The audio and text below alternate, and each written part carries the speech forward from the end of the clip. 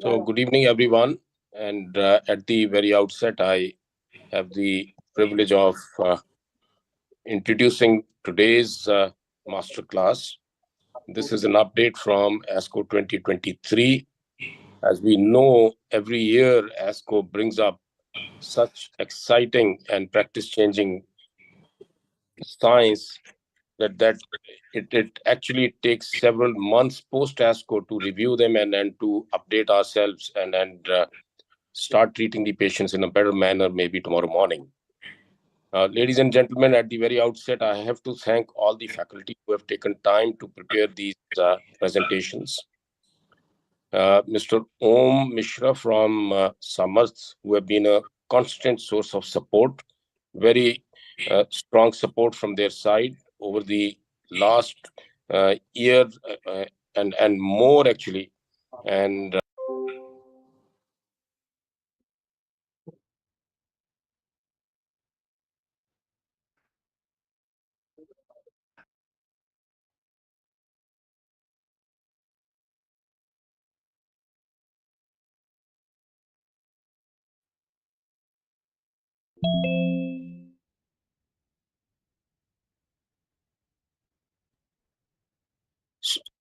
sorry, I got disconnected, and we have had very strong support from Om and his organization, and also to Rajesh and his team. And in today's program, two young ladies, two young professionals, Priyanshi and Tejaswini, who would be piloting the entire program. So the program actually is a good mix of looking at the data on palbociclib, and both in the neoadjuvant adjuvant setting, as well as very interesting age group of the elderly, that is the 70 plus. A lot of times we are foxed what to do. They are frail, they have comorbidities, and they don't want chemotherapy, and the physician also doesn't want to administer chemotherapy to these patients. And also, to add to the flavor, there is one presentation by Tejaswini regarding the myeloma, the maintenance with bot len and dex. That will be a good finale to the presentations. With those words, I hand over the proceedings to the organizers once again, and with the thanks and gratitude for giving us the opportunity to organize this program. Thank you so much, Dr. Ved. I now request Dr. Tanmay Mandal, who is a consultant in the Department of Medical Oncology, AMRI Hospital, Kolkata, to present the abstract for the topic Primary Efficacy Analysis of the NEORAL study, which is a neoadjuvant biomarker study for palbociclib. Over to you, Dr. Tanmay. Okay, so good evening, everyone. Can I get the slides? Yes, sir.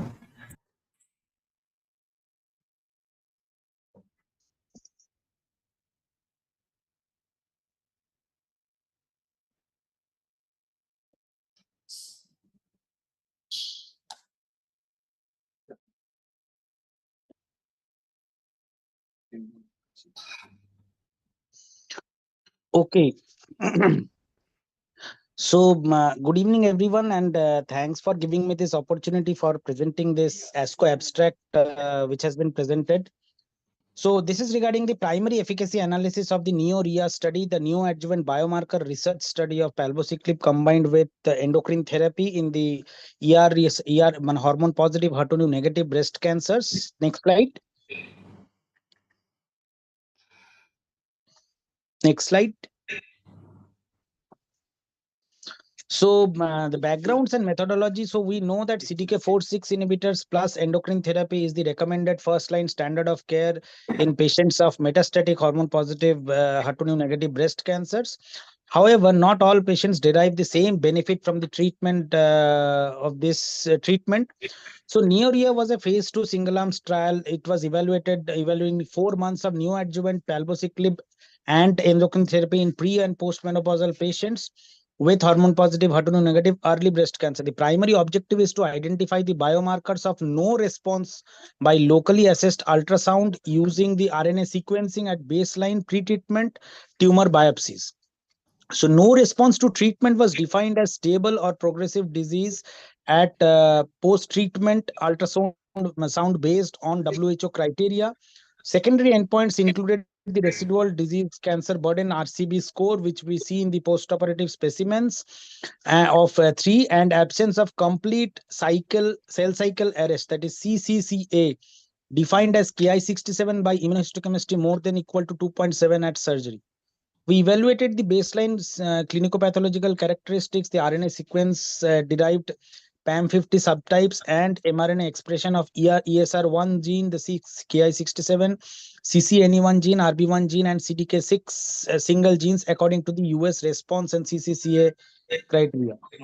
So we also performed gene set enrichment analysis for 50 gene sets related to cancer hallmarks according to the US response and CCCA criteria. So next slide.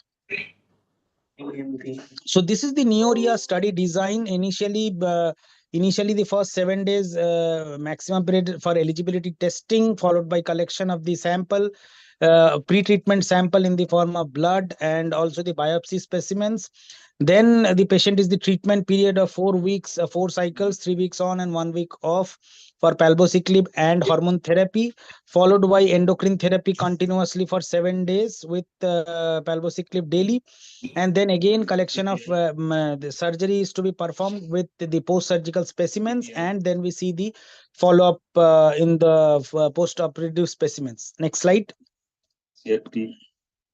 So this is the patient flow chart. So at least 100 patients were enrolled for the study, and the end of recruitment was September 2019, of which 3 patients didn't meet the eligibility criteria, 97 were evaluable, and in frozen section 5% of the cellular was seen in 24 patients, so we had to exclude them from the study. So totally 73 patients were taken with baseline RNA sequence data. So the baseline characteristics were well matched. What we see, the N was 73. Premenopausal was around 30%, and postmenopausal was 70% of the patients were postmenopausal. With multicentric disease is seen in 19%, with no multifocal or multicentric disease in 81% of the patients. And the other studies were commonly what we saw. Of this, which we see that PAM50 subtype, the luminal A subtype was around 56%, and luminal B subtype was around 36%. These are the common 2 subtypes, of which luminal A is the best one. So next slide. So this is the response to treatment and predictive biomarkers. What we see is it's a hallmark. Inflammatory biomarker response was well, neither baseline nor clinical pathological characteristics, nor PAM50 subtypes, nor expression were associated with absence of the US response or absence of CCCA, that is cell cycle complete arrest. So these were seen, and what we see that RC pathological response was seen with RCB scoring, RCB 0, 1, 2, and 3, of which most of the patients were either RCB 2 or a RCB 3, that is 63 and 32% patients were in this RCB criteria. As per the ultrasound response, which we saw that PR and stable disease were comprising around 90% of the patients were comprising partial response and stable disease. 4% patients had the progressive disease, and 3% patients had a complete response. Next slide. So the conclusion was neoadjuvant palbociclib plus endocrine therapy was associated with low rate of pathological complete response with PCR, but is an effective proliferative shutdown. That means cell cycle arrest or CCCA was seen in 74% of patients, which that means responders to treatment had enhanced immune activation, higher proliferation, and lower ER signaling at baseline.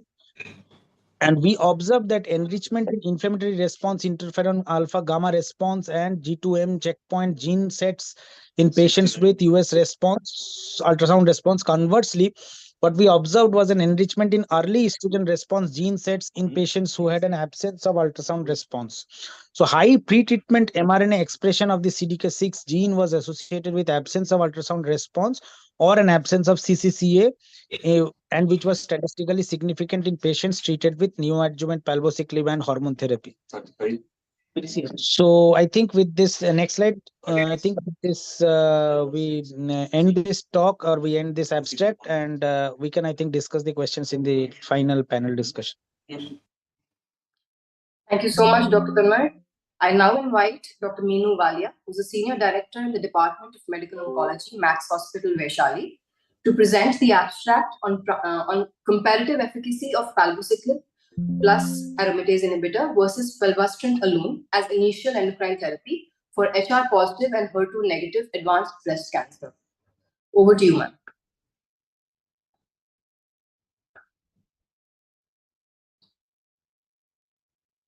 Hi, a very good evening. Am I audible? Yes, ma'am, you are. Let me just share my slides. So the study which I'm going to talk about is, this was a comparative study of palbo plus aromatase inhibitor versus fulvestrant, and this was for advanced metastatic breast cancer, hormone receptor positive, HER2 negative patient. And this is actually a retrospective study from a real world study from the clinical practice. So this was the background of the study is definitely that all these group of patients who have advanced breast cancer, hormone receptor positive, HER2 negative, the initial treatment of choice in today's state, we know that majority of patients, they should be started on hormonal therapy plus a CDK4 inhibitor if possible. So still, since there was not a direct comparison, what is actually happening in the real world is between the fulvestrant, because many of us believe that fulvestrant is a stronger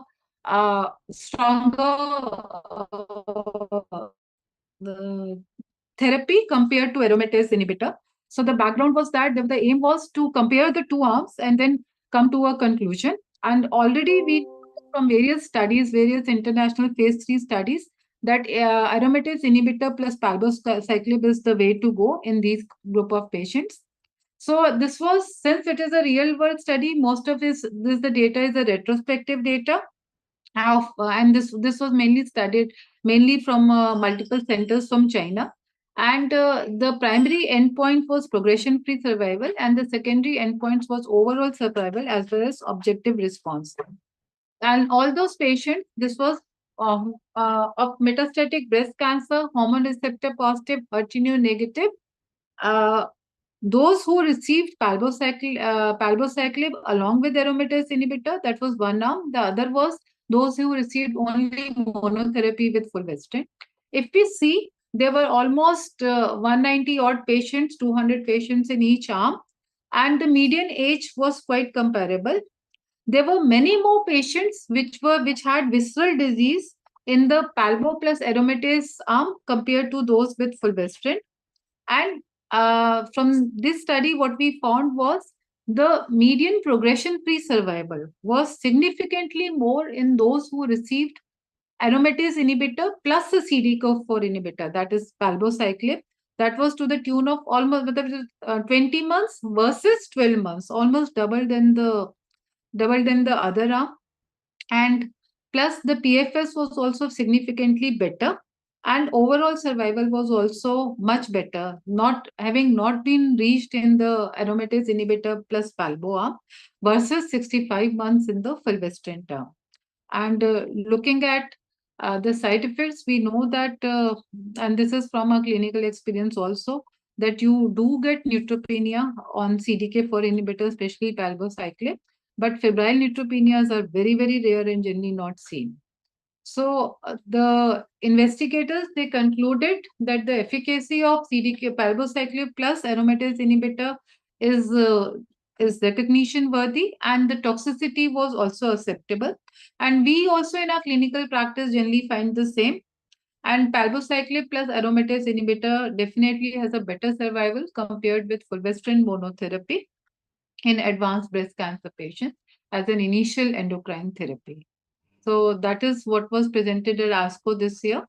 And what I will say is the study is really a population of what we learn from a clinical practice also. The study design would have been much better if we would have had fulvestrant on both the sides and fulvestrant plus CDK4 inhibitor in the first line on one side and fulvestrant alone on the other side. But we already have data from the Paloma 3 and Monarch and the other studies, which have been phase 3 studies, and those have actually established a combination of CDK4 with hormonal treatment as the standard of care. So that was all. Thank you so much, Dr. Alia. The next presentation is by Dr. Akhil Kapoor, but I believe he's having some network issues. So we will come back to his presentation.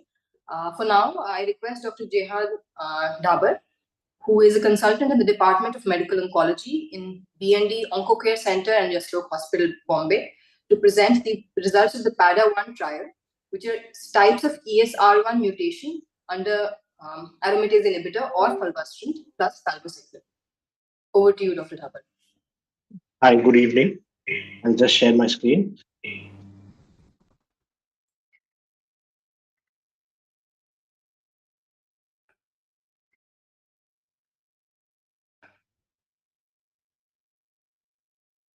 Is my screen visible? Yes.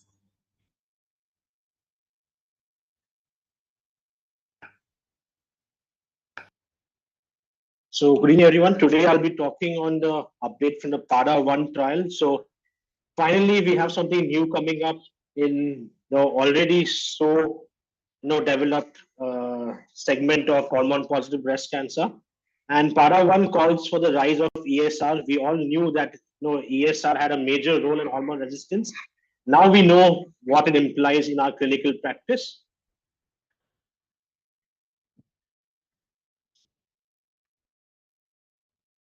So it's the beauty of this trial lies in the simplicity. It is a randomized open-label phase 3 trial where patients were switched to fulvestrant and palbociclib versus not switching them. And these are patients who had advanced breast cancer with a rising ESR1 mutation during therapy with AI with palbociclib therapy. So we all know that ER positive, HER2 negative is one of the most common subtypes of advanced breast cancer. And it's obviously incurable, but it's one subset that does so well that it's very encouraging, very satisfying to treat these patients. And now with the advent of CDK4/6 inhibitors, with PIK3 inhibitors, with alpelisib, we have so much more to offer these patients.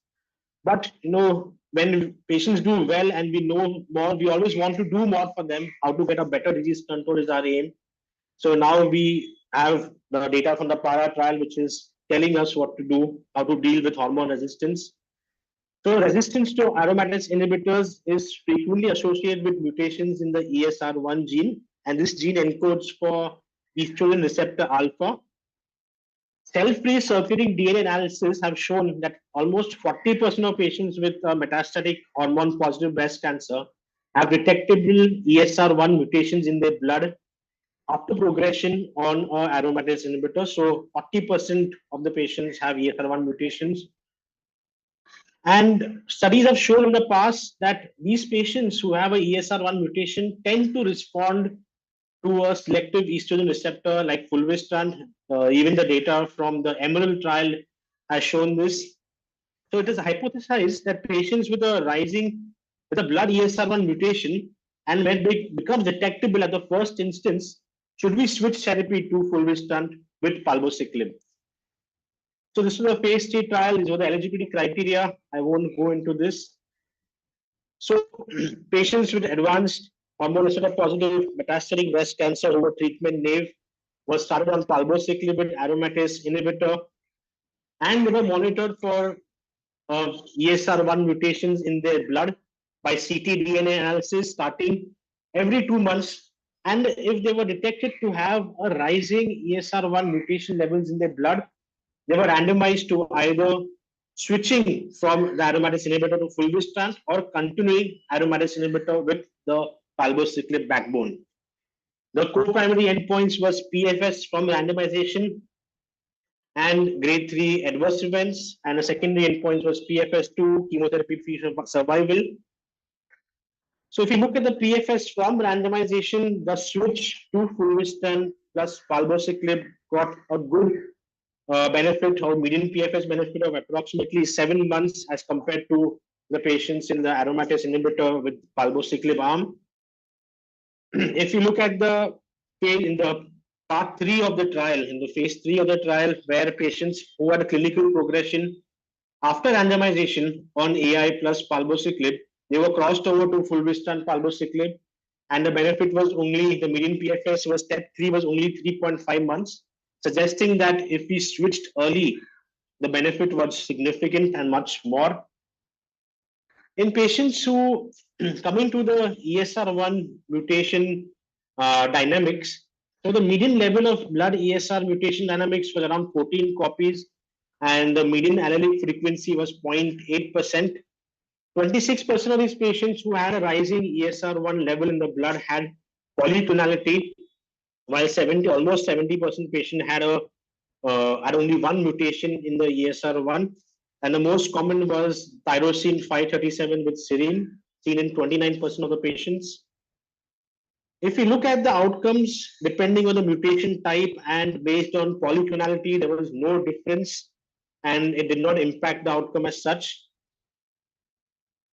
In patients who had switched to fulvestrant with palbociclib based on the rising ESR1 levels, and this first reading, that is at 2 months after randomization, 68% in the fulvestrant arm had clearance of the ESR1 from the blood, and only 32% had a clearance at 2 months.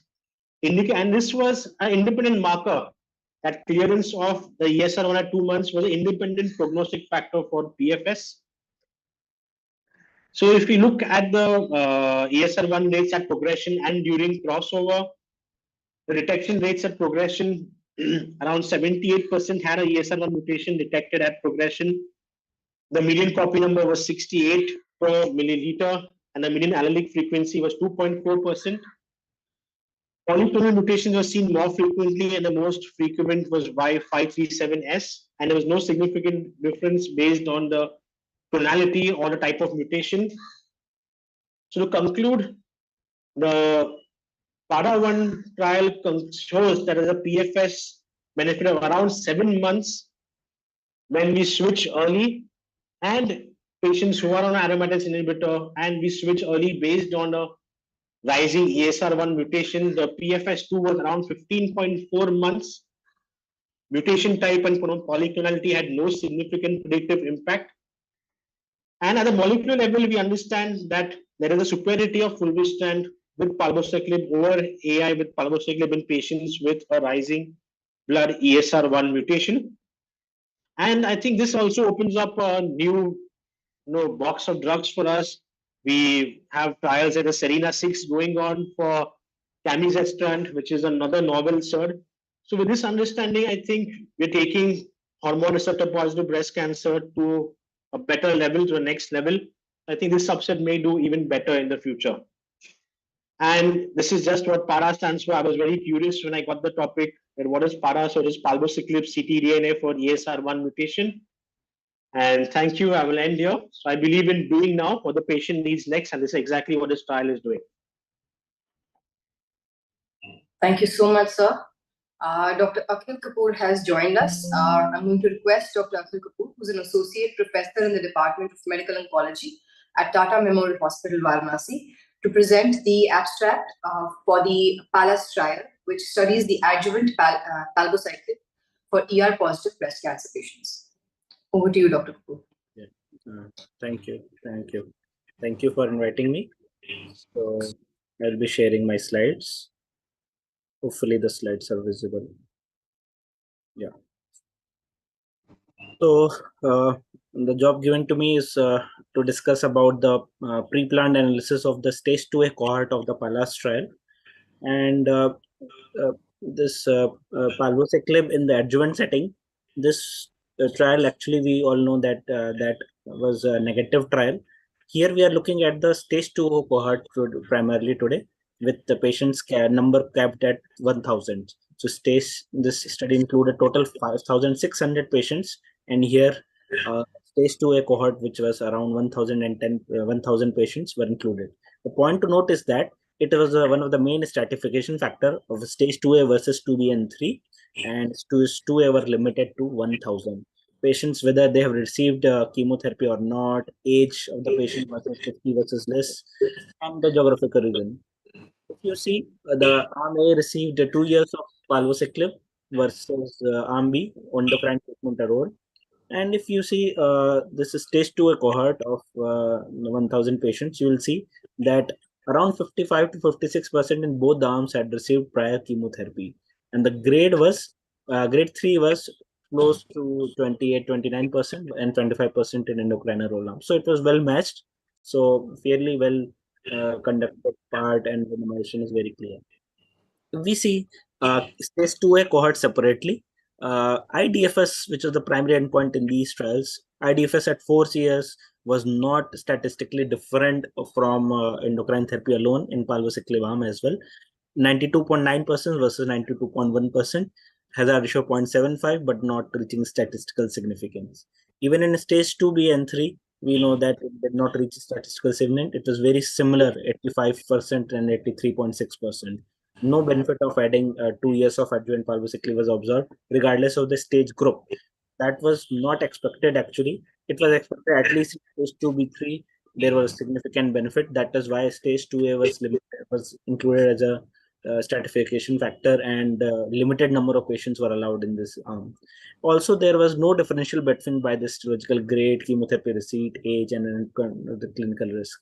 So it is very clear that invasive breast cancer free survival was also not different. Original relapse free survival, OS, no data is showing any difference. So the coming to the results and caveat of the study, it is clear that addition of palbociclib to adjuvant endocrine therapy did not lead to any IDFS benefit as compared to endocrine therapy alone at a decent median follow-up of 50 months, which was a significant value. Overall outcomes were excellent in both arms, and it is an important benchmark for endocrine receptor positive disease with modern treatment. ctDNA and other MRD biomarkers may identify those patients who need escalation of adjuvant treatment, like it is being done now in colon cancer. It is still a part of study, but yes, colon, we know that CTC has come up very nicely. MRD is like status which is practiced in ALL. Now it is being incorporated into colon, but still we need to incorporate the same studies are needed for breast cancer. Also, we need to understand that biological heterogeneity matters a lot. Which tumors have poor prognosis, identification of set index, pharmacogenomics, all these are actually important points. These need to be taken care of. And till the time we are not able to manage biological heterogeneity, it's not possible to incorporate and get the patients benefited from such escalation trials, because any additional treatment will have its own toxicities, but at the same time, around 70% to 80% patient will not require any escalation in the treatment because they do well. 60 to 70% patient do well with just a simple hormonal treatment like tamoxifen and letrozole. So it needs to be identified which are the patients. The biomarker selection remains the key, and that is what we are fighting to get the same, even in immunotherapy and even in hormone receptor positive trials. So if we see the various study designs of the trials, Penelope B, Pallas, Natalie, and Monarchy, I will try to concentrate on Natalie and Monarchy because we know these two are the positive trials. In the they both had one lower risk group and higher risk groups. In high risk group, stage 2B and 3 in Natalie, it was similar to Pallas. In stage 2A, the 67 was required in Pallas trial. That was one of the drawback. While in Natalie, it was either grade 2 with Ki-67 more than 20% or grade 2 with high risk grade 3 tumors. And the patients must have a node negative with these factors or node positive patients were allowed in Natalie. So it is very clear that high risk, even the low risk group was much more high risk in Natalie as against Pallas. In Monarchy, 1 to 3 positive nodes were taken. Also, if patients had a tumor size more than 5 centimeter, grade 3 tumor, and Ki-67 was 20% or more. Other high risk group included 4 or more positive lymph nodes. So it is very, very important and clear that these trials were slightly different from the Pallas trial, and they selected the patient much more well. That led to the difference in the IDFS, hazard ratio 0.75 overall in Natalie, and the results are announced. Stage 2, Hydra ratio 0.76. No negative, Hydra ratio is still 0.63. And abemaciclib, we are well aware of the data, Hydra ratio 0.67, and that is a very small confidence interval boundary, 0.58 to 0.76. That is very clear that in this trial incorporated 21 countries and global research groups were not involved. This was a well-conducted negative study. With this, I would like to stop here. Thank you. Thank you so much, Dr. Kapoor. The next abstract covers the PALOMAGE program, which studies first-line systemic palbociclib in women over 70 years. And to present it, we have Dr. Prabhakar, who's a professor in the Department of Medical Oncology at Coimbatore Medical College. Over to you, Dr. Prabhakar. Hello, good evening. Am I audible? Yes. My slides are visible? Are my Yes. slides visible? Yes, they are. Just a minute. Okay.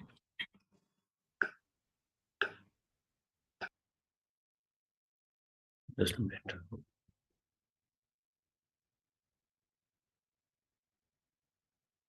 Okay. Okay, good evening to everyone.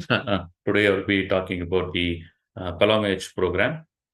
We all know from the previous talks that the standard of care for the advanced breast cancer who are hormone receptor positive and HER2 negative is the endocrine therapy along with the CDK4/6 inhibitors.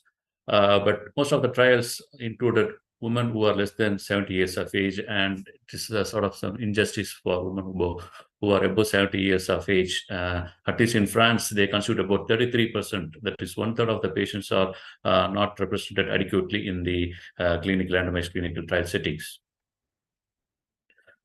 So, in order to settle the issue, they have tried the PALOMAGE trial, which is a French trial, which is a real-world, multi-center, non-interventional prospective observational study. The primary aim was to study the feasibility of addition of palbociclib to the endocrine therapy in advanced breast cancer who are HR positive and HER2 negative.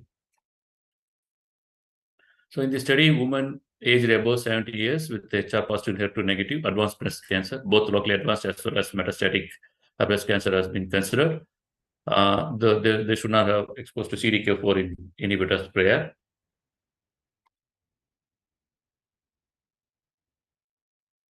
And they have been divided into two cohorts based on the previous systemic therapy and endocrine sensitivity. And cohort A consists of patients who have not received any prior systemic therapy, as well as they have not recurred during endocrine therapy or within the 1 year of completion of endocrine therapy. And cohort B is the endocrine resistant treatment, the patient who has already received systemic therapy for advanced breast cancer, and they have progressed when they are on endocrine therapy or within 1 year after completion of adjuvant endocrine therapy. And the result of the cohort B has been presented in 2021 St. Antonio breast cancer. And the primary is the discontinuation rate at 6 months is 28.8%.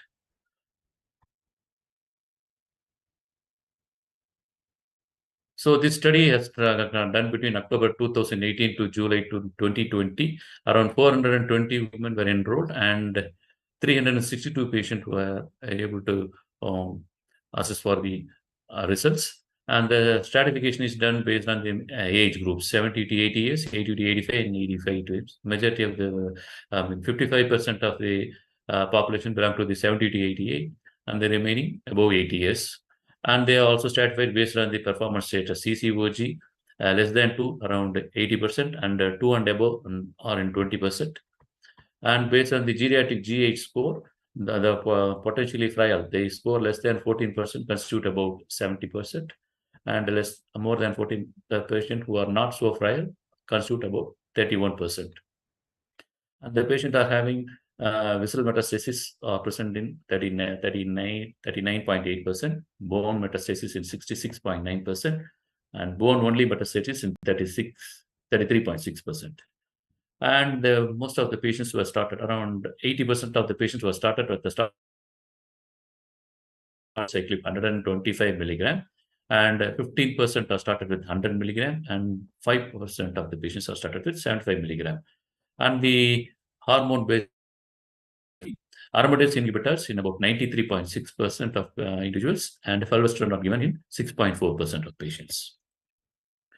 So the primary outcome of the trial is the 18-month discontinuation rate. It is found to be 41.9%, and the discontinuation rate is 60% for those who are started on 75 milligram of dose, and it is 50% for started on 100 milligram, and for 125 milligram it is 39.2%, and the overall is 41.9%. And the discontinuation may be due to because of disease progression, toxicity, or patients withdrawal consent, death, or other reasons. If you look at the age group wise, the patients between 70 to 80 years have a 40% discontinuation rate. This is 50% for patients who are above 80 years. Based on the performance status, those who are having poor performance test ECOG more than 2 have a 60% discontinuation rate. This is 40%. And GI score, frail patients have 51.5% discontinuation rate versus 30% who are not so frail. The secondary outcome they have calculated the time to treatment failure, progression-free survival, safety, geriatric assessment, and quality of life. These are the parameters they have taken for the secondary outcome. And so after the end of 20 months of median follow-up, 185 patients who had received more than one cycle of palbociclib have been assessed, and the median time to treatment failure was 22.7 months. And coming to the progression-free survival, a total of 129 patients progressed during the study, and the median PFS was found to be 28.1 months. So safety analysis was done in 360 patients who received 21 doses of palbociclib. 130 patients required dose reduction due to adverse events. And of course, as expected, the commonest complications found was the grade 3 or 4 neutropenia, which is seen around 41.1%, and grade 2 is seen in around 18.1%. The grade 3 or 4 anemia is significantly less, which was seen in 4.2%, and the leukopenia is seen in 3.9%. Fortunately, the febrile neutropenia stands at very low 1.1%. The geriatric assessment was done using the geriatric core dataset analysis. There was no significant difference was shown across all domains of dialogue G code at baseline between patients, as well as the patient who had stopped treatment at 18 months. Coming to the assessment of quality of life, it has been assessed using URTC QLK C30 as well as ELD 14. So among the patients who had completed the questionnaires at the baseline and at 18 months, the scores on both questionnaires remain stable. If you look at the QLK C30, all the parameters like social functioning, cognitive functioning, emotional and role functioning, physical functioning, all are almost equal at the onset as well as at the end of 18 months. If you look at the QLQ ELD 14 parameters, you can see in fact the mobility has improved with the treatment, whereas the other parameters like future worries and maintaining purpose, illness of burden, all have been maintained even at the end of 18 months of treatment. So the conclude, yes, we can add palbociclib to the endocrine treatment for a patient who are 70 years or above, who are hormone receptor positive and HER2 negative, and the 18-month permanent discontinuation rate was 41.9%, and the median PFS was 28.1 months. This is comparable to other arms, namely the real-world Paloma 2 study. One elderly patients subset has shown a median PFS of 27.2 months, and the real-world PREARITY X study also showed 23.3 months of PFS for those above 63 years. And of course, the discontinuation rate was high. Those who are having poor performance tests, that is ECOG more than 2, and the GA score of less than 14. And there was no clinically meaningful change in all the studies based on the quality of life, and there was no new safety concern as well. Thank you. Thank you. Thank you so much, Dr. Bakar. Yeah, thank you. Next, I'll be presenting the results of the Total Therapy 3B trial. Just give me a minute to share my screen, please.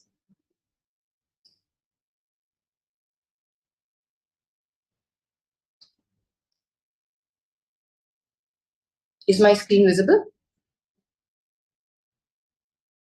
No, ma'am. Yet.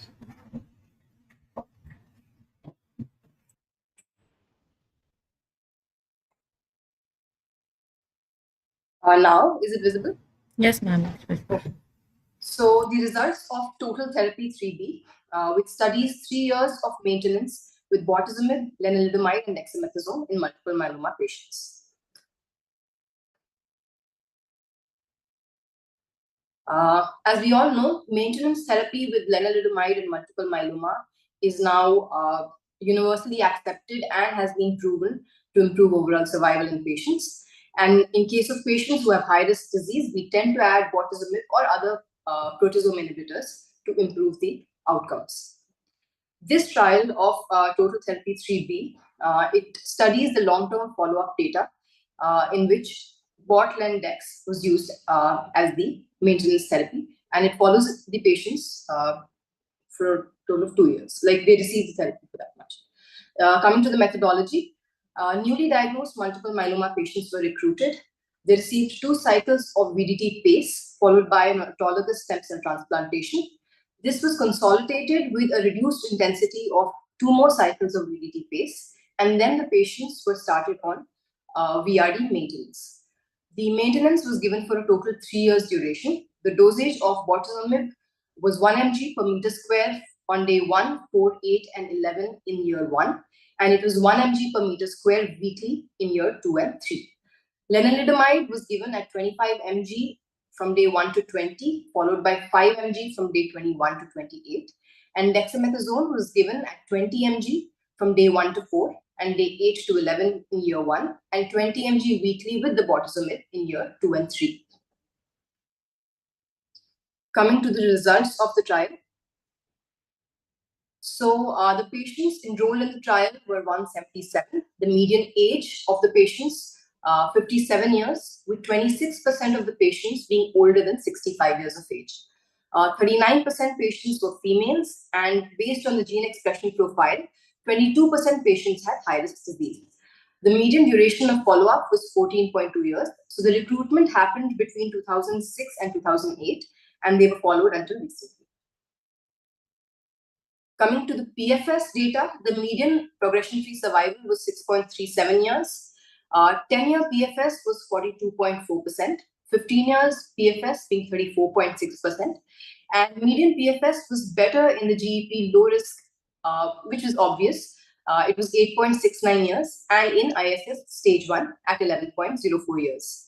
Overall survival data, the median overall survival was 10.01 years. Among the low-risk population, it was 11.1 years, whereas in the high-risk population, it was considerably lower at 2.79. The 15 years overall survival was 36.7%. Multivariate analysis showed that the outcome, overall survival, was worse when in the high-risk population, with a hazard ratio of as high as 3.12%, with the p-value being significant. When compared with the triple therapy 3A trial that used 1 year of bortezomib maintenance, there was no improvement in the overall survival. However, they did note that achieving an MRD negativity at any time duration throughout the study, even if the patient subsequently relapsed, was associated with improved overall survival.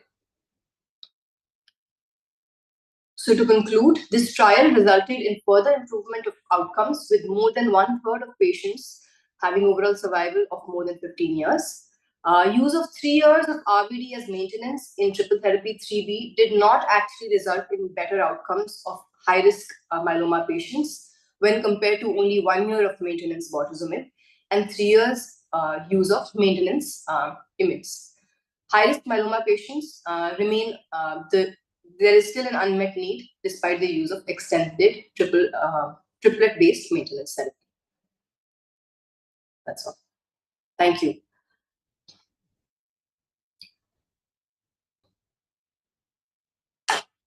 Next, we have Dr. Javed Muzammil, who's a consultant in the Department of Medical Oncology at GMC Srinagar, for presenting the abstract on the RIST trial, which studies the role of irinotecan plus temozolomide plus dasatinib and rapamycin in neuroblastoma patients. Over to you. Thank you. Good evening, everybody. Thank you in inviting me. I am sharing my slides. My slides are seen well. Yes, yes. Fine.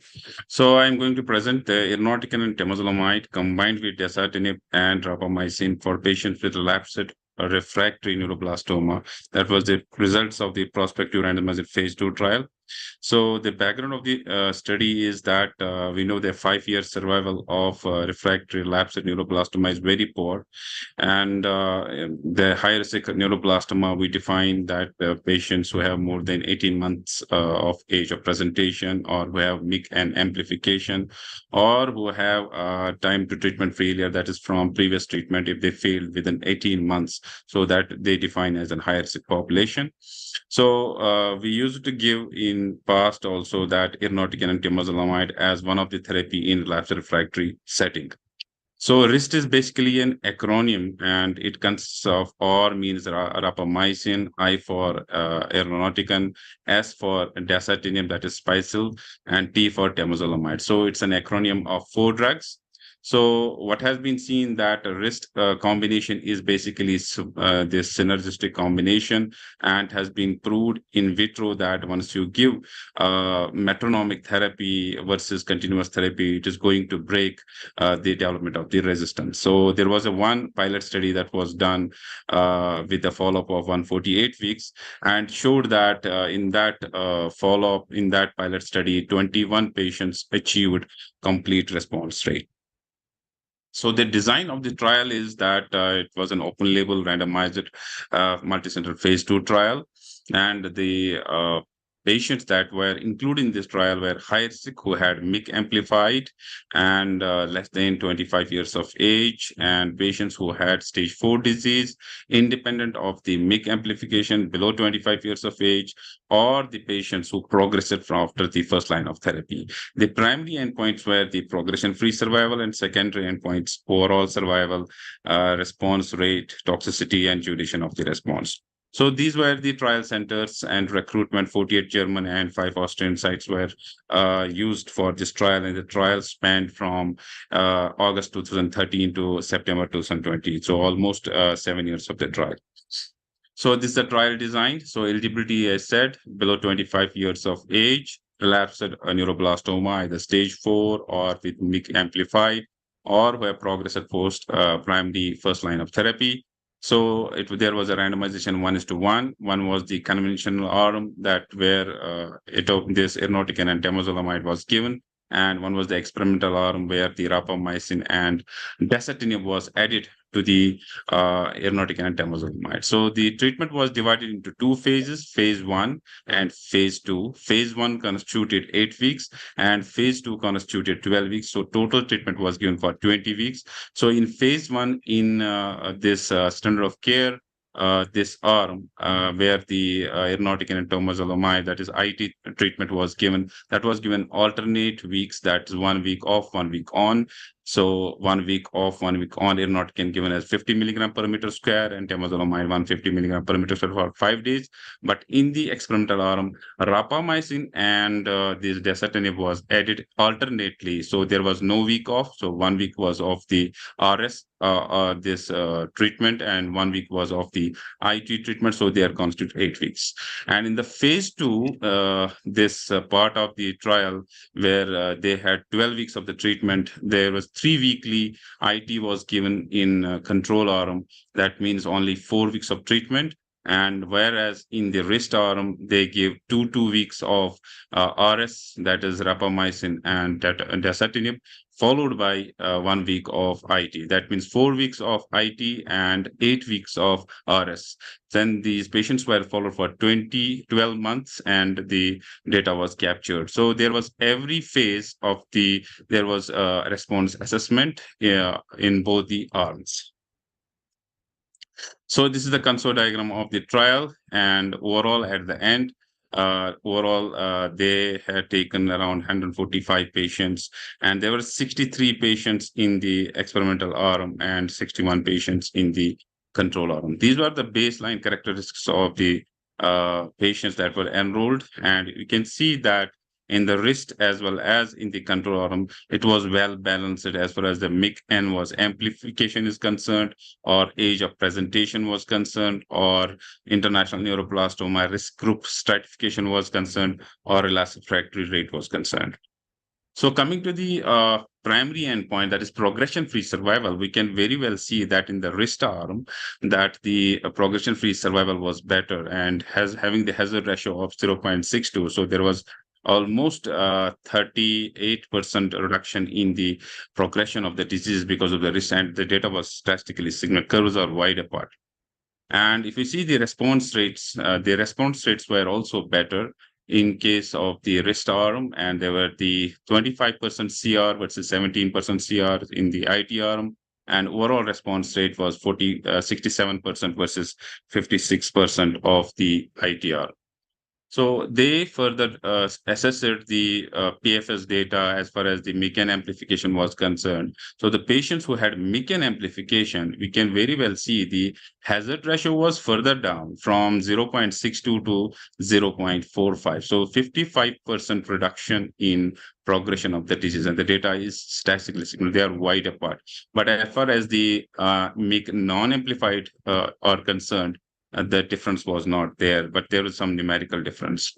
As far as the secondary endpoints were concerned, like overall survival, so the curves are apart, but the p-value is not significant. So there was a numerical difference between the two experimental versus control arm. But if you look at the subgroup analysis of the overall survival, the experimental arm, that a wrist arm, had statistically significant overall survival difference. That was hazard ratio of 0.51 with wrist versus in irinotecan temozolomide. But in the MIC non-amplified, this was not seen. It was insignificant.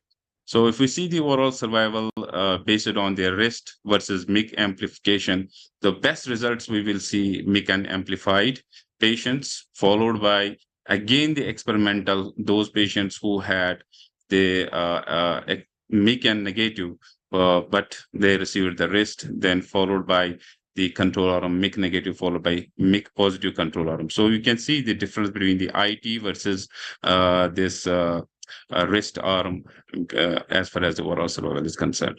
So the takeaways from this trial, phase 2 trial, that rapamycin dasatinib demonstrated a targeted effect selectively in MIC-N amplified patients, and it improved this significantly progression-free survival and overall survival, basically in high-risk population. And wrist has been found, it was safe and well tolerated. So wrist can easily be accessible and can be applied in OPD patients, and oral formulations are now available, so you can use it in all ages. Thank you very much. Thank you so much, Dr. Muzammil.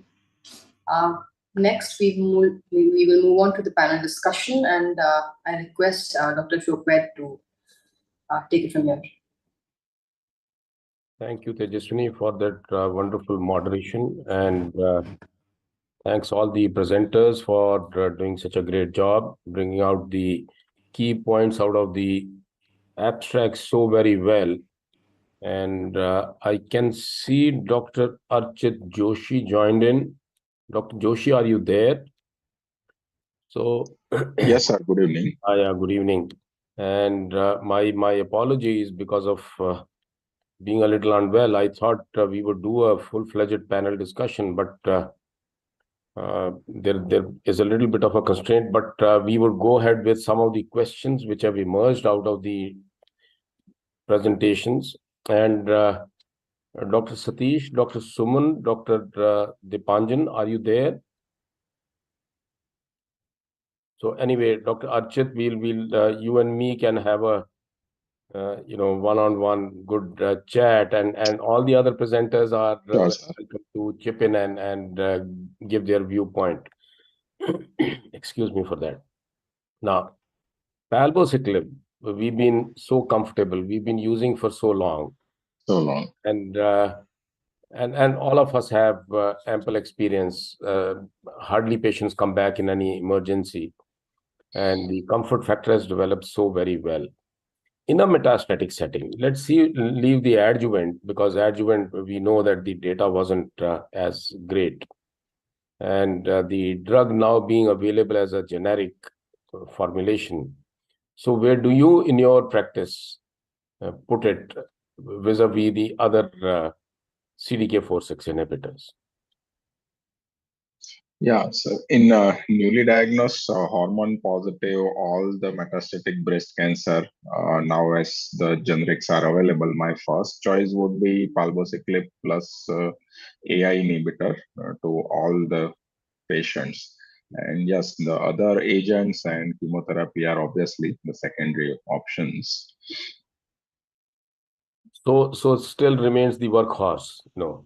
And what is your personal opinion about the side effect profile? How much of monitoring these patients need, in terms of the blood checks or any other checks, Yeah, usually what I do in my practice when I start palbociclib, usually I start with full dose, 125 milligram per day for 21 days initially. Initially, blood counts, I usually advise them to do at least 7 to 10 days and to see if any early neutropenia, if any patients develop early neutropenia, then we may have to reduce the dose, or if significant neutropenia is there, then definitely I will reduce the dose from subsequent cycle. Initially, I will do intense monitoring, 7 to 10 days CBCs, and if the CBCs remain stable for 1 or 2 months at least, then I may switch over to once in 15 days or once a month. That is fine. That's very well. I think that's most of us do, and these patients come once in about 3 months to the clinic, not earlier than that, and they keep sharing the reports over mail or whatever format. So any of the presenters, Jehan, Akhil, or anybody has a comment about that? How soon do you call them back, and how troublesome is the neutropenia or liver enzyme derangement in your practice? Any of the presenters would like to offer a comment on that?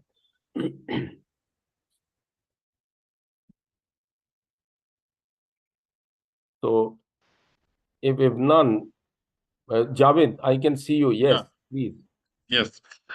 Same as Dr. Archit also said, that we don't see much toxicity with the palbociclib. We have now good confidence on this drug, but there are some, some occasions you might see some patients don't behave very well. I got recently one patient having grade 4 toxicity, HP gone to 4. I was not knowing, and within 1 month only. But these are some occasions which everybody will face once in their clinical practice. But otherwise, once a month initially, then as you said that 3 monthly, they go on sending on the WhatsApp your CBC, and we continue with the same. So not much toxicity. And how frequent is your usage of GCSF in these patients? And any instance of febrile neutropenia ever? I have never used a GCSF. Never. So, Archit, Yes, sir. any Actually, GCSF or only any febrile neutropenia ever? yes, sir. One of my patient developed the febrile neutropenia, and that is only one patient. And the patient required admission, growth factors, IV antibiotics. That is one of patient, but none of the other patients they develop febrile neutropenia. So many cases of febrile neutropenia, and if the WBC counts falls below, or the ANC counts falls below 1,000, then I would prefer to give one growth factor dose. And the other issue is, Javed, how frequently do you have to bring the dose down to 100? Are there concerns with that?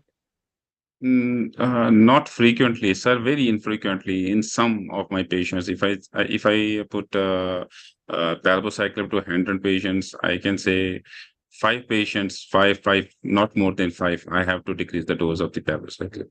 Archit, how about you? Yeah, the same patient which I talked earlier, the same patient I had to reduce the dose to 100 mg. And another patient had persistent afebrile neutropenia for uh, uh, this issue. I have to reduce her to 100 mg. Just two patients I remember, not no Fact, one I else. think same. Our experience and our practice is similar. Hardly 2, 3, 4% patients require dose reduction, and at least I have not seen a febrile neutropenia. Though grade 3 neutropenia does happen, but one really doesn't need to do anything about it. They are there to recover back. Now, there was a presentation in the 70 plus. Do you resort to neoadjuvant? 75-year-old lady who's frail. Obviously, you don't want to give chemo. She also doesn't want chemo. So, have you used the CDK4/6 plus AI in this age group? Not till now, sir. I haven't used only hormonal therapy, letrozole. Only hormones I have used. Not never used a CDK4/6 inhibitor in Okay. neoadjuvant setting. Dr. Javed? Yes, I have used it. I have used it abemaciclib plus aromatase inhibitors in one of my patient. She had a very good response. Then she went for the surgery, and the same patient received adjuvant also. Had this abemaciclib plus AI. She tolerated very well. So without chemotherapy, she was treated. So is it only in the LABC setting or in the metastatic setting also? So suppose a 81-year-old walks in tomorrow morning to your clinic and she has bone disease, has a breast lump. What would be your choice tomorrow morning? Yes, since the generic is available, my choice will be first palbociclib. If because we see that palbo is well tolerable, except the neutropenia part, which we can easily manage. But otherwise, the rest of the side effects are not bad. Same with the ribociclib, but abema is slightly difficult for a clinician to handle in elderly patients. And you don't need any cardiac monitoring. You don't need any serial ECGs and Yes, QTCs. You're No. not. absolutely, absolutely, sir.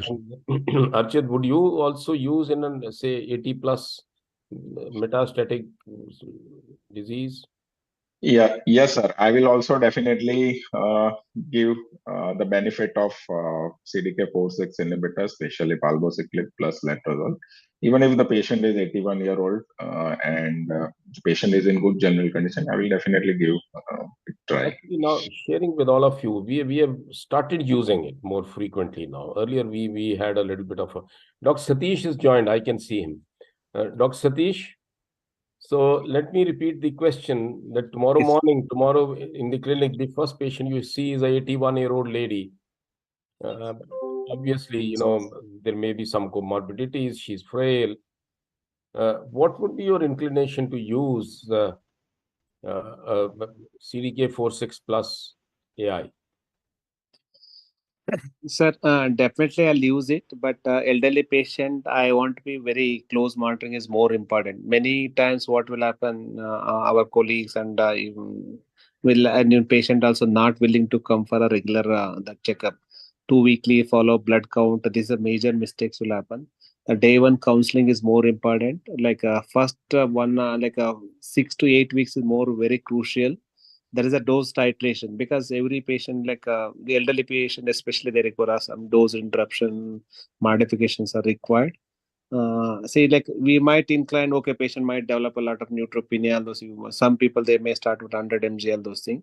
I don't do that, but I'll start with the that if I'm going for a palbo or even ribociclib, like I'll start with a CDK4 inhibitor. Definitely, I'll give advantage. I don't but counseling is more important. Monitoring. These are the two crucial important in on my practice. Sir. Excellent point. I think counseling and monitoring, both the points are so very important. Dipanjan, I got a message that you have joined. So let's have your viewpoint on a octogenarian 81-year-old lady walking into your clinic tomorrow morning. Dipanjan, are you there? and Dr. Suman? No. Okay. So, Dr. Satish, we had a bit of a discussion about the uh, issue of neutropenia. How common is neutropenia with ribociclib in your practice, and do you really have to resort to GCSF for dose reduction very often? Sir, we had GI disturbance and neutropenia, both we have seen. Neutropenia, we have seen almost like nearing 70% of the patient. But requiring a dose reduction, that hardly I can say around 10%, 15% of people they require. I told first, any CDK inhibitor, whether it's Abima, whether it's Ribu or anything, first at 2 months is a very crucial. So that's what the way monitoring counseling that is it. That was Yes. the consensus that Yes. we monitor more closely in the first 2 months, as Dr. Yes. Archit also said, and counseling and monitoring. I think these are the two things, especially in the elderly. Now it's a question to all the panelists out here, that between the three CDK4/6 inhibitors, how do you choose for is it an individualization based on the age, comorbidities, or anything? You know, so Dr. Satish, let's begin with you. Sir, all the three CDK inhibitor, I'm going to use it, sir. Definitely, they're all three drugs. They're having their own role, but we are having everybody. They're having robust and more expensive with the palbociclib because it's the first one to come, and we have even poor patients. Hello. Sorry, I got this. Yeah, this sir, based on that what is the first line, second line, and adjuvant setting. What are the data? Is there robust data? Monarchy is there in adjuvant setting, and even if you're having a ribociclib, we're having a oral survival OS data. Is there like a perimenopausal lady, a premenopausal? I'll try to prefer ribociclib and Abima. Like I try to keep in there are selected cases like in the form of liver metastasis, more of visceral disease and CNS disease there like that.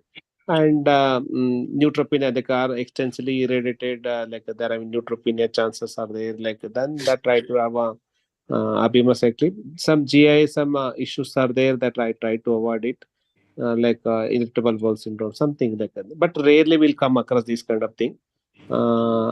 The cardiac issue, IHD is there, on multiple drug pills for that cardiac issue, that ribociclib, because needs monitoring with the ECG and those things.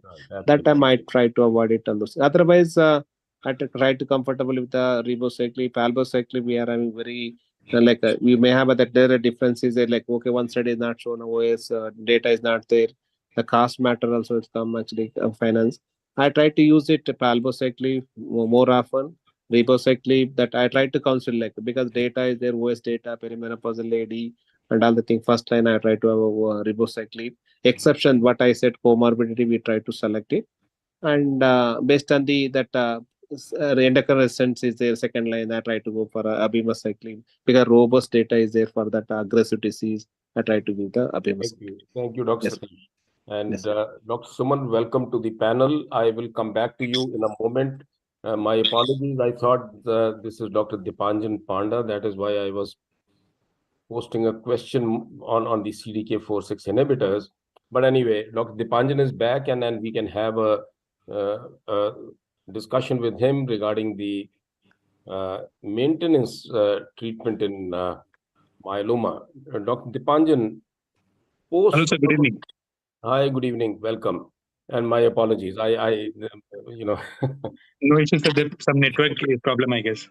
No worries. So, post-auto transplant. This is a very focused question. Yes. What is? I'm now talking of particularly the Indian setting, and somebody's now you're going to put on a maintenance therapy. What would be the optimal maintenance therapy post-auto? Somebody's done well, had a good response to the induction, and done a transplant, has recovered. Optimal choice of drugs and how long? Right, sir. Two Sir, things. so I basically base it upon the baseline fish of the cytogenetics and fish of the patient. So for high risk patient, generally what I'm doing presently is I'm giving double maintenance with bortezomib and lenalidomide. Especially for patients with 17p deletion and 1q deletion, I am continuing it until progression. So because these patients are extremely high risk and they often relapse if this maintenance is stopped prior. For low risk patient, I'm just giving them single agent maintenance with lenalidomide. If the M band remains negative at 2 years, I generally stop it at 2 years. But for high risk or ultra high risk patient, I continue it until unacceptable toxicity or until progression. That is what I am doing presently, sir. So the other question is that how long do you continue the bone directed therapy for these patients? Right, sir. So the bone directed therapy, generally I continue for 24 months at monthly intervals. After that, I decrease the frequency, sir, decrease it to every 3-month intervals. However, if the patient relapses, then again I resume it at monthly intervals. Very well. I think that's a very strong message that based on the risk stratification, one has to choose the therapy post-transplant as well. It's not a size fits all. It's based on the risk perception. Very well point. Now, I'll come back to you, Dipanjan. Stay on here. So Sure, sir. briefly, I'll go over to Dr. Suman. Dr. Suman, for a very specific profile of a 75-year-old lady who lives alone and doesn't have much support, is a already some sort of a cardiac morbidity. What would be, your discussion and choice of a CDK4/6 inhibitor? Has a metastatic disease, you are choosing that. I'm hinting from the standpoint of the toxicity, the visits to the hospital. She cannot come very regularly, and then minimalistic type of a follow-up and investigative protocol she's looking for. So I would go ahead with the palbociclib. That will probably reduce it because more than 50% of the time I had to reduce the dose of the palbociclib in particularly elderly women more than 65, 70 years of age. And we have most experience with the palbociclib, and it gives me very comfort. So I would like to start her with maybe 75 or 100 milligram of palbociclib with letrozole. Very well. I think that's majority of us. And another thing which is very important. So when the patient is staying alone, so cost is also one of the very important concern which we have to look into it. So with the generic medicines available, so palbociclib becomes a very cost-saving drug also for the patient. No doubt about that. I think cost in the Indian scenario is a very big. The financial status is as important as the performance status of the patient, actually. So we need to be cognizant, and these are long haul therapies. Patients have to take for months and years sometimes, and if they continue to respond, you don't know how long the patients are going to take. So that's a very valid point. So what is your take? Because I generally like to start patient on reduced doses. So maybe 75 or 100 milligram in any patient who is more than 65 or 70 years of age. Because what is my observation? They are more likely to have more like neutropenia in elderly patient above 65, 70 years of age, less tolerance to the standard drug. You're right, one has to look at your patient, the performance status. Patients are frail, comorbidities, and it's not a bad idea to start with 100 and if the opportunity is there to escalate it to 125. But I can tell you, I have a patient whom we started treated in 2017 for a metastatic disease. Obviously, that time there was no other choice, and she's on 100 milligrams. And even today, she's in a CMR. She had lung metastasis, bone metastasis, and soft tissue metastasis, 3 areas. And she continues to be on 100 milligrams. And she's almost about now aged about 78 or 79 years now. That's really she's on a CMR. The PET scan done almost a year back. I've stopped doing PET scans also for her and told her, if you become symptomatic, we'll do something about it. So you're right. You have to look at your patient, the comorbidities, the aspirations and the goals, and how frequently the patient can actually come over to the hospital. So let me go back to Dr. Archit once again. I'll come back to the CDK4/6 story once again. Now, we talked about the the maintenance therapy, because the presentation was on maintenance therapy. So let us now, the high risk versus the low risk. Would your induction therapy be different for a 17P versus a good risk cytogenetics or a fish? Yes, there is good data now for a high risk and very high risk myeloma patient. We should add monoclonal antibody. This is daratumumab during the induction phase. So it leads to responses are very good post induction with daratumumab these days. So definitely high risk and very high and very high risk both. Dipanjan, continuing on that, what would be your take on that? And number one, and what would be the role of an MRD at the end of the planned therapy, initial planned therapy? So for myeloma? Myeloma. Yes. So for myeloma, the MRD, what I presently do is I look it at day 100 post the bone marrow transplant, post the auto bone marrow transplant, and so generally I use the MRD for prognosis. So if the like telling the prognosis to the patient, but the tailoring of the maintenance therapy, I have not far for done it as per the MRD. So even if the irrespective of the MRD at day 100, if the patient is like high risk or ultra high risk at the baseline, I continue dual maintenance therapy with bortezomib lenalidomide for indefinite period of time or unacceptable toxicity or progression. However, if the patient is low risk, like stop it at the end of 2 years if the patient remains like M band negative. So the MRD negativity tells me that the patient might be doing good, like better, but so far I have not really tailored the duration of maintenance or the intensity based on the MRD. So now coming back to the induction, the Yes.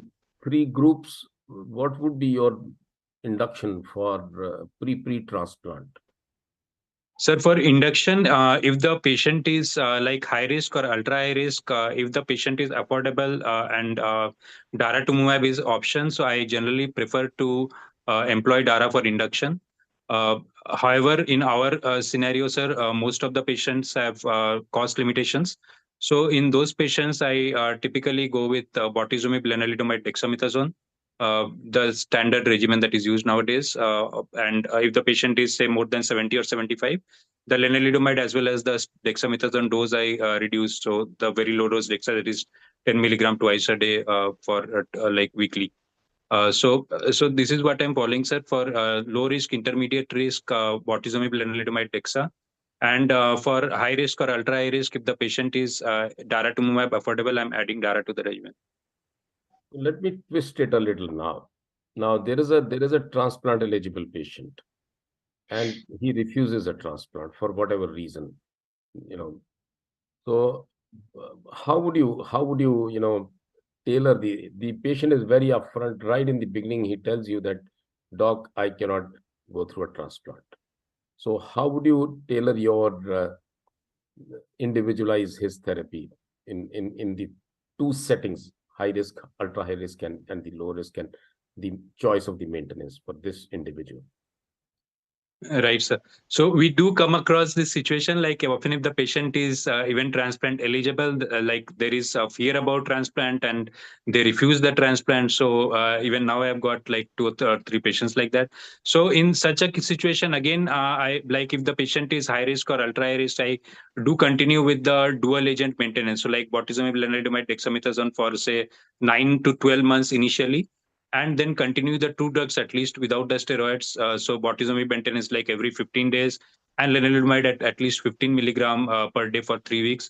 So this regimen I continue for the high risk patients indefinitely until progression.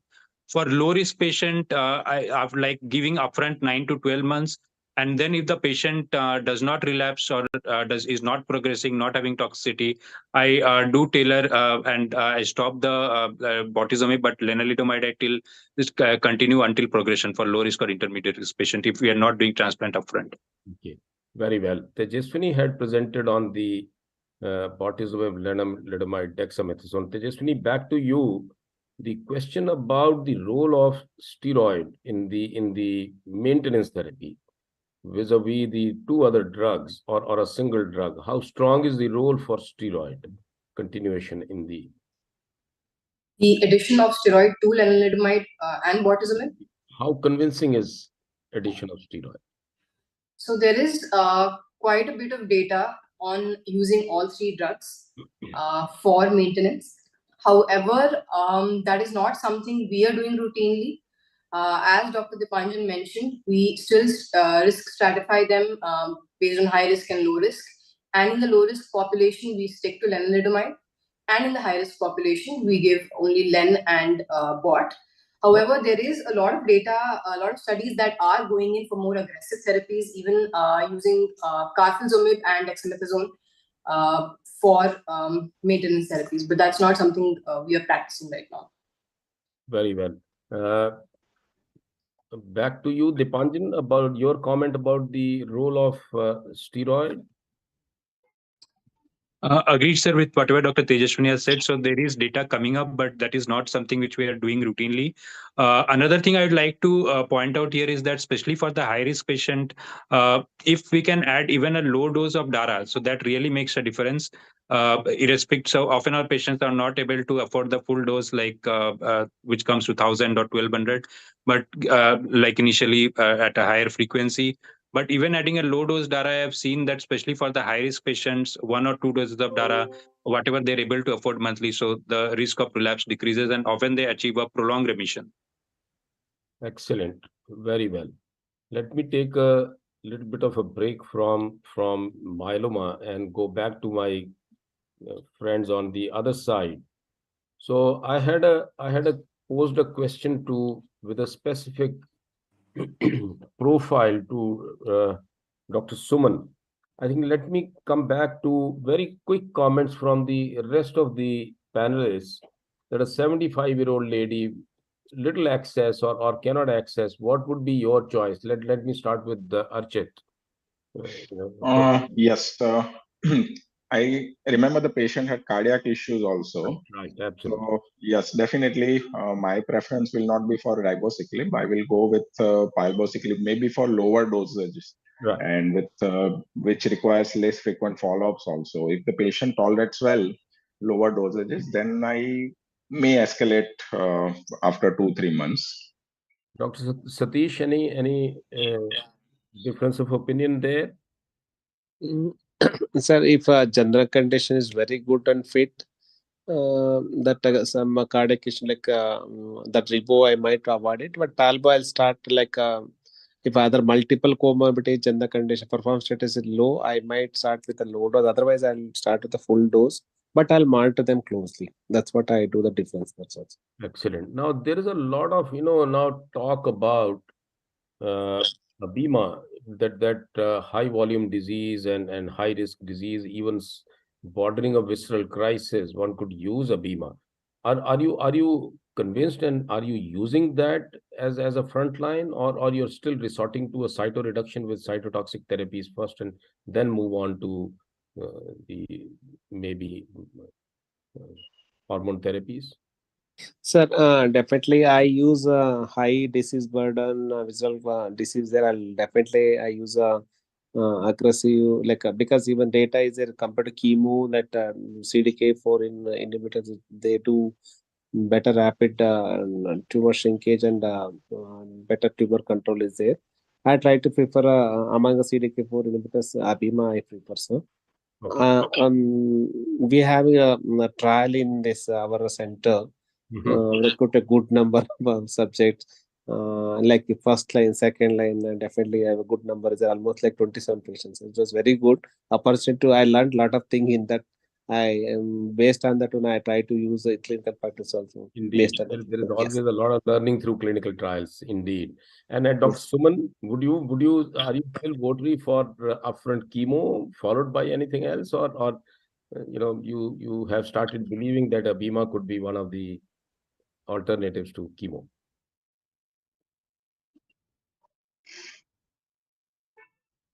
Dr. Suman, I think. Anyway, if Dr. Suman is not there, then who else? Dr. Archit, you could take it. Yes, as Dr. Satish rightly mentioned, but I don't have much experience of abemaciclib in upfront setting. But yes, based on the data, definitely I will give it a try if the patient is affordable. Yes, abemaciclib should be the first choice. Really, that's good, and I think I seem to have now come to the close of most of the issues we were supposed to discuss. And the good news is that trilaciclib is around the corner, and which is going to be one of the drugs to combat neutropenias.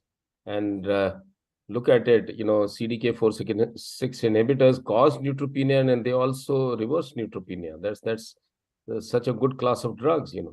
And any other questions or any other burning issues the panelists could pose? We can have a very freewheeling discussion on that, before I say